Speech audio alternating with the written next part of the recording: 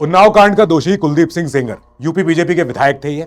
अब विधायक रहते हुए इन्होंने एक माइनर बच्चे के साथ दुष्कर्म किया, उसके फादर की जान ले ली जेल में झूठे केस डालने के बाद।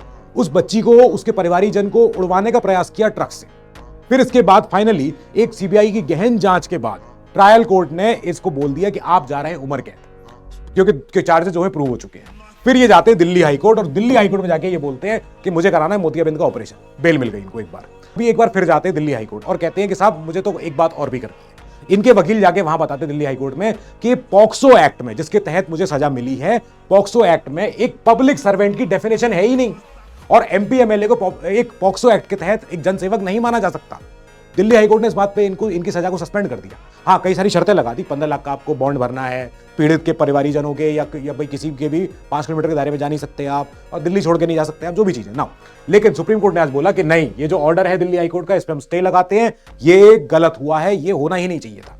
अब इनके वकील फिर से वही बात बोलते हैं कि पॉक्सो एक्ट में जब डेफिनेशन नहीं पब्लिक सर्वेंट की, जनसेवक की, तो एक एमपी एमएलए को नहीं माना जा सकता। सीजीआई जी ने यहाँ पे सवाल पूछा। उन्होंने कहा इस हिसाब से तो एक कांस्टेबल, एक पटवारी, वो एक जनसेवक है लेकिन एमपी एमएलए नहीं है। यहां पे तुषार मेहता जी बोलते हैं कि नहीं बिल्कुल है, और पॉक्सो एक्ट में भले अगर डेफिनेशन नहीं भी लिखी हो, लेकिन इसमें फिर आउट ऑफ कंटेक्स्ट जाके हम समझ सकते हैं। भैया, पॉक्सो एक्ट बच्चों के लिए है। With respect to that child we have to understand the guilty person is this one, चाहे वो एमपी एमएलए हो चाहे ना हो। बात खत्म हो गई and he has to go back to jail. बात खत्म।